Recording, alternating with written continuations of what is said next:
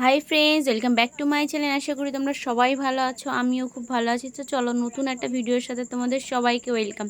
তো আজকে কি রান্না করব দেখে নিশ্চয়ই বুঝতে পারছো। হ্যাঁ, আজকে রান্না করব নিরামিষ পনির। তো যাই হোক, দেখো আমি কিন্তু রান্নাটা চাপিয়ে দিয়েছি, যেহেতু দুপুর হয়ে গেছে আর দেরি করা যাবে না, এমনি অলরেডি অনেক বেলা চলে গেছে। তো আজকে কিভাবে রান্না করি ঝটপট করে সেটাই তোমাদেরকে দেখিয়ে দিচ্ছি। তো ফার্স্টে দেখো আমি পনিরটা কিন্তু ভেজে নিয়েছি, আর এবার এই যে আলুগুলো কিন্তু সুন্দর করে লাল লাল করে ভেজে নেব। কারণ আলুটা একটু ভালো করে না ভেজে নিলে কিন্তু একদম ভালো লাগবে না। আর যেহেতু আমি ভাজা করে নিয়ে রান্না করি, তো এর জন্য কিন্তু ভালো করে ভেজে নেব। আর অনেকে একবারে ভাজে সবজি দিয়ে, তা আমি কিন্তু আলাদা করে আলুটা ভেজে আগে তুলে নেব।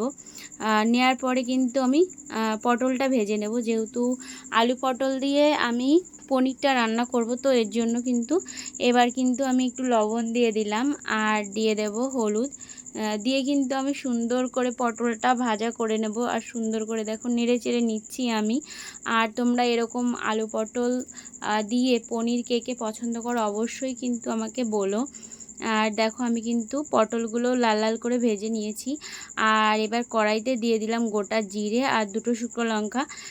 কারণ জিরেটাই আমি বেশি দিই, যে কোনো তরকারিতে বেশি জিরেটাই আমার দেয়া পড়ে।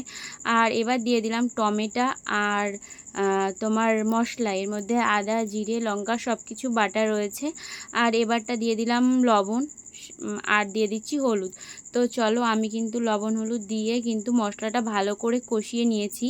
নেওয়ার পরে কিন্তু তেল ছাড়ার পরে কিন্তু আমি আলু পটলগুলো দিয়ে দিলাম অলরেডি।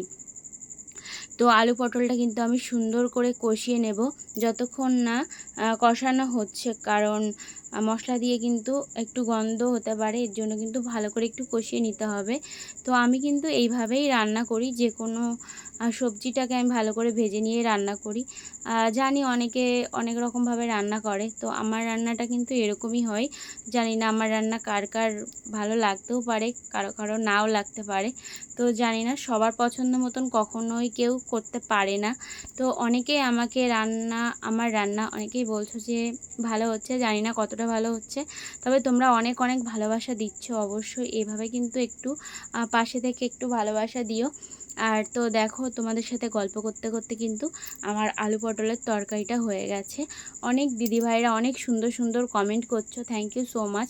আর যারা দাদা ভাইরা রয়েছে তারাও কিন্তু অনেক অনেক ভালোবাসা দিচ্ছ। তো সবার জন্য অসংখ্য ধন্যবাদ, সবাইকে এইভাবে পাশে থাকার জন্য। তো চলো, আজকে কি কি রান্না করছি সেটাও তোমাদেরকে দেখিয়ে দিই। এখানে গরম ভাত, আর এই যে আমার ছেলে চলে এসছে, তো ওর জন্য কিন্তু তাড়াতাড়ি করে খাওয়া দাওয়া কমপ্লিট করেছি। আর এটা কিন্তু আমাদের পুচকু সোনা, যেটা আমাদের বাড়ির সব থেকে ছোটো মেম্বার, তো ও চলে এসছে আমার সাথে দেখা করতে। আর দেখো এসে মুখটা ভার হয়ে রয়েছে, কারণ দাদাকে দেখতে পাইনি, কারণ দাদা চলে গেছে পড়তে। আর ভিডিওটা কেমন লাগলো অবশ্যই জানিও।